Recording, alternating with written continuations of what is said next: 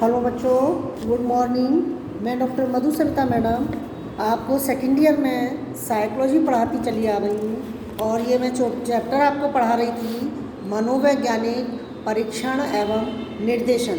तो इसमें मैंने आपको जो पढ़ाया था, पहले पढ़ाया था आपके कोर्स में दो केवल विधियां हैं। एक तो है बुद्धि परीक्षण और दूसरा है आपका व्यक्तिगत परीक्षण। तो व्यक्तिगत और व्यक्तित्व परीक्षण के बारे में मैं जो आपको पढ़ा रही थी उसमें वस्तुनिष्ठ विधियां और विधियां पढ़ा चुकी हूँ आपको। और आज मैं जो शुरू करने जा रही हूँ आपको वो है हमारी प्रक्षेपण विधियां, व्यक्तित्व की प्रक्षेपण विधियां। व्यक्तित्व मापन की जो विधियां हैं उनमें ये तीसरी विधि जो आती है व्यक्तित्व में प्रक्षेपण विधियां। देखिए, प्रक्षेपण का मतलब जैसा कि आप नाम से ही जानते हैं कि प्रक्षेपण का तात्पर्य उस विधि से है जिसमें विद्यार्थी के सामने एक उत्तेजित परिस्थिति प्रस्तुत की जाती है, जिसमें कि अपने विचारों, भावों, मनोवृत्तियाँ, अभिव्यक्तियाँ, अनुभूति, संवेग आदि को प्रकट करता हुआ और कहानी को पूर्ण करता है। तो इसमें हमारे जो मनोवैज्ञानिक है आइजनेक, उन्होंने प्रक्षेपण विधियों के बारे में कहा है कि प्रक्षेपण विधियां मनोवैज्ञानिक विधियों का वह समूह है जिसमें प्रयोज्य उद्दीपक सामग्री को स्वतंत्र रूप से अथवा असीमित तरीके से अनुक्रिया करता या संगठित करता है।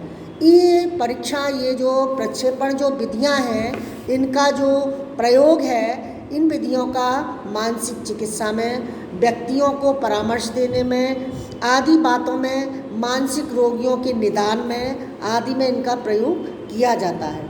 तो इसमें संबंधित जो प्रक्षेपण विधियां हैं निम्नलिखित 5 प्रकार की होती हैं। सबसे पहली है आपकी कथा प्रसंग विधि, दूसरी है रोशा इंक ब्लॉक परीक्षण, तीसरा है बाल संप्रत्य परीक्षण और चौथा है वाक्य पूर्ति अथवा कहानी पूर्ति परीक्षण।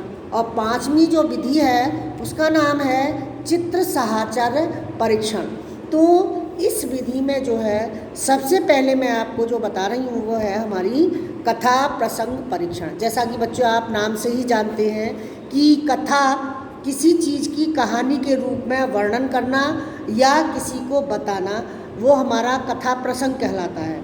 हमारे जो मनोवैज्ञानिक थे मॉर्गन एंड मरे, उन्होंने 1935 में इस विधि को प्रकाशित किया।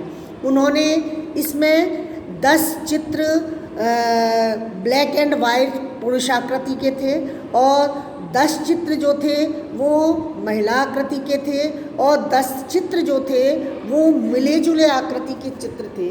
जिन चित्रों को देखकर हमारे जो प्रयोगकर्ता जो प्रयोजक को बताते थे कि उनके अनुसार यदि प्रयोग जो करना है पुरुष पर करना है तो उसमें जो 10 कार्ड जो चयन किए जाते थे वो पुरुष आकृति वाले चित्र में किए जाते थे। तो इसमें जो 10 चित्र उनको दिखाए जाते थे और उन कार्ड में जब उनको दिखाया जाता था तो उन कार्डों को धीरे धीरे उनके सामने दिखाकर उनसे ये कहा जाता था कि इन कार्डों को देखने के बाद आप ये बताइए कि आपको इसमें क्या कहानी महसूस हो रही है। तो उन्हीं के आधार पर वह उन चित्रों को देखकर अपनी मनोदशा को, अपने संवेगों को प्रस्तुत करता था और उन्हीं के आधार पर उनका आकलन किया जाता था। जब परीक्षार्थी को आदेश देकर समझाया जाता था कि आपको सामने एक एक कार्ड प्रस्तुत किए जा रहे हैं और प्रत्येक कार्ड को देखकर आप इसकी कहानी के बारे में बताते जाइए कि आपको इसमें क्या कहानी महसूस हो रही है। उसके आधार पर उनका निरीक्षण किया जाता था और उनके जो संवेग और उनके अंदर जो भाव प्रकट होते रहे उनका आकलन किया जाता था और विश्लेषण किया जाता था। दूसरी विधि आपकी आती है रोशा इंक ब्लॉक परीक्षण। पहला जो परीक्षण है कथा प्रसंग परीक्षण, इसको थेमेटिक एप्रिसिएशन टेस्ट शॉर्ट में कहते हैं, इसको TAT टेस्ट। और रोसा इंक ब्लॉक टेस्ट को शॉर्ट में कहते हैं RIBT, यानी रोसा इंक ब्लॉक टेस्ट।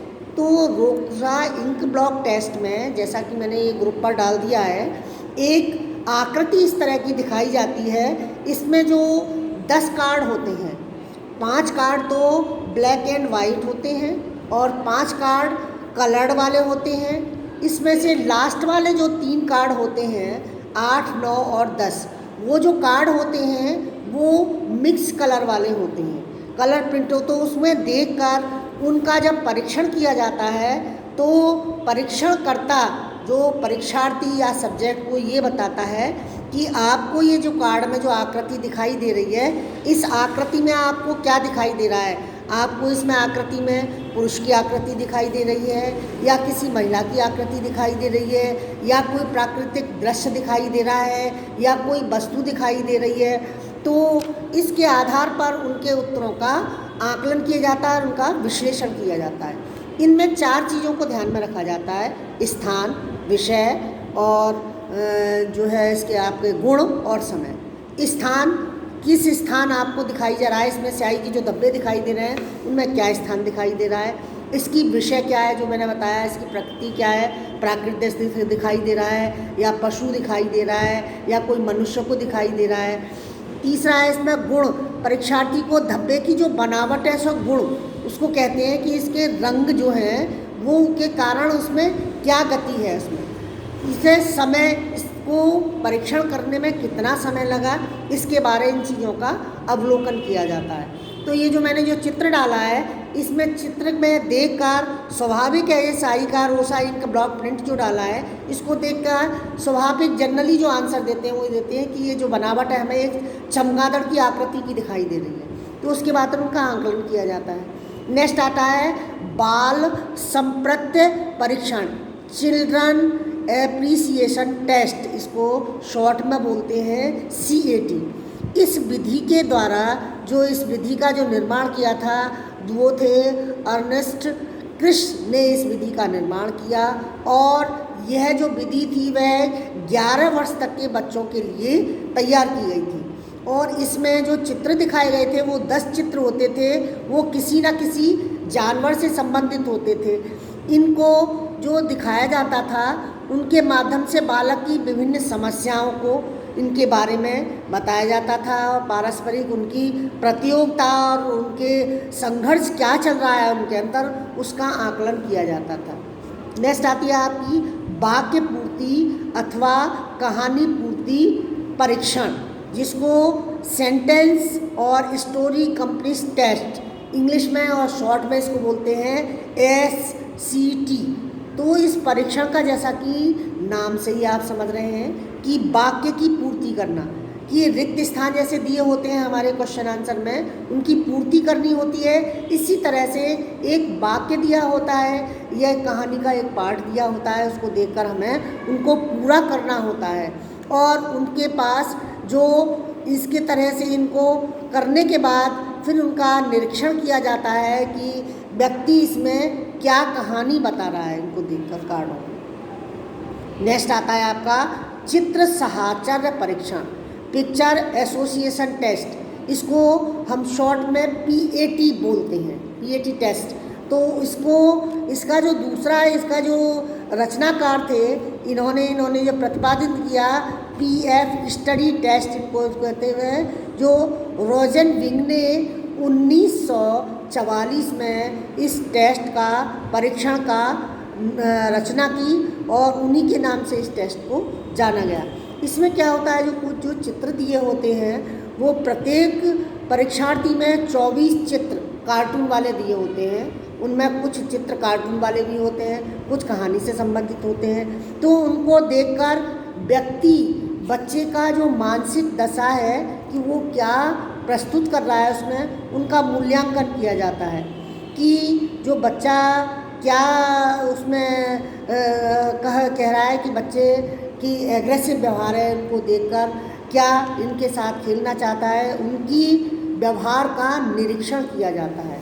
तो बच्चों ये मैंने जो आपको समझाई है व्यक्तित्व परीक्षण एवं निर्देशन में, ये प्रक्षेपण विधियों के बारे में मैंने आपको समझाया है और ये मैंने आपको उस पर ग्रुप पर भी डाल दिया है। जो HM की जो बुक है 117 से लेकर से 119 तक दिया हुआ है। आप जो नहीं आया उसमें किताब में से करिएगा, अगर नहीं आता है समझ में, बाकी तो मैंने डाल दिया, आपको समझ में आ रहा होगा।